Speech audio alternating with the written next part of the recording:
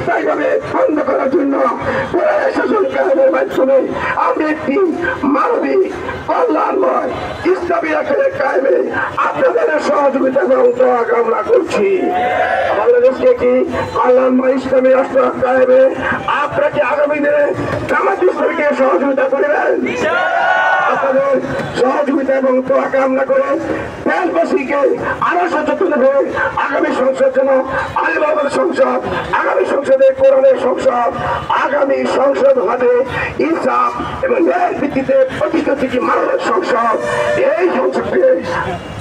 এই সংসদে আপনাদেরকে ভূমিকা রাখার জন্য উদাত্ত আহ্বান জানিয়ে সাংবাদিক বন্ধুদের, নিরাপত্তা বাহিনীদের এবং যারা আমাদের মিছিলে অংশগ্রহণ করেছেন সবাইকে ধন্যবাদ জানিয়ে আজকের এই সংক্ষিপ্ত বিক্ষোভ মিছিল এখানেই শেষ করছি।